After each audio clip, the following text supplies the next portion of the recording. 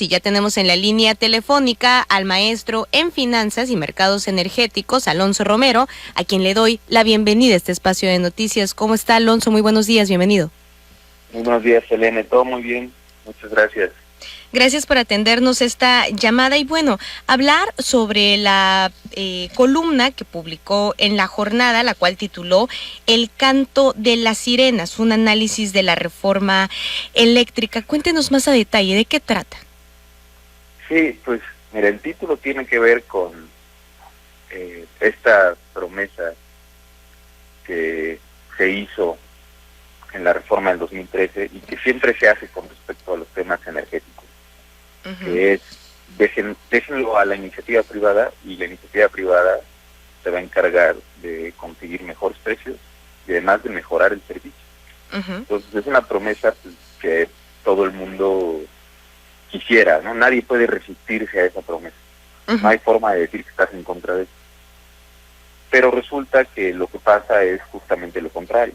Entonces, en esta columna yo lo que analizo más que nada es el mercado del gas licuado de petróleo, el cual pues es el de los energéticos principales en el país. Lo usamos, es el 80% de las familias mexicanas lo utilizamos para cocinar, para calentar el agua. Y esto es una industria que desde hace más de 30 años, en la distribución final, la que nos llevan a nuestras casas, el que nos lleva los cilindros o el que llena nuestro tanque estacionario, ahí el gobierno no tiene presencia. Desde hace más de 30 años el gobierno no participa en esa parte.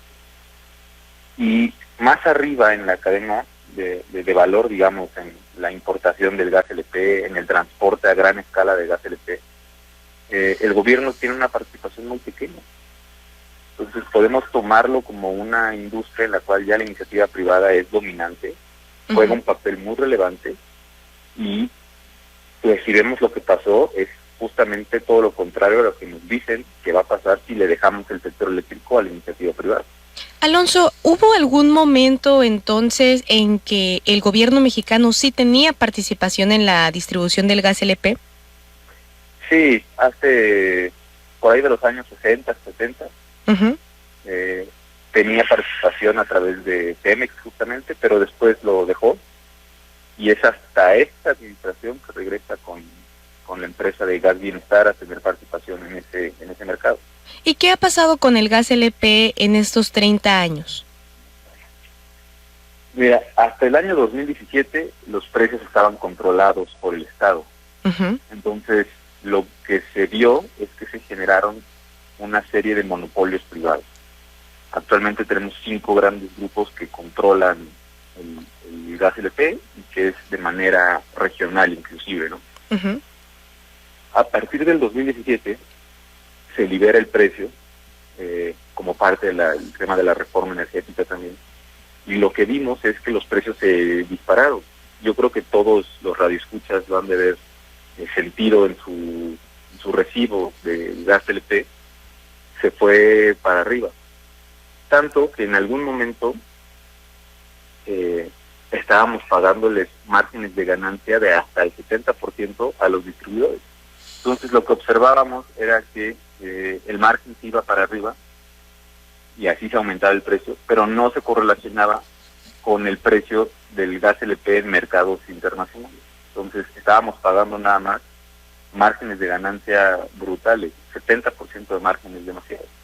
Y eso tiene que ver justamente con cómo la estructura del gas LP, de la industria del gas LP se fue creando.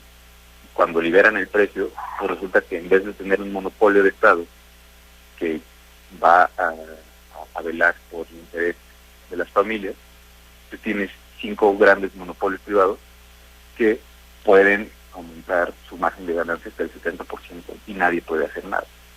Y en ese sentido, cuando estamos hablando, por ejemplo, de una liberación de precios, que es algo similar también a lo que pudiera llegar a suceder en el caso de la energía eléctrica, o que ha llegado a suceder, se pudiera decir, porque pues todavía no hay un dominio total del mercado. La Comisión Federal de Electricidad todavía sigue pues fuerte dentro de lo que cabe, porque después de la reforma energética de entre 2013 y 2014, pues sí afectó sobre todo pues esta liberación del precio. Vemos, por ejemplo, países como España, que actualmente están teniendo pues muchas problemáticas por este tema de que la industria privada pues es ahora sí que la dueña del mercado prácticamente, y ponen o suben los precios cada que tienen oportunidad o cada que quieren ver estos márgenes de ganancia, como nos estás explicando en el gas LP, de hasta un 60%. Digo, ¿y a costa de qué, no? ¿Y de quién?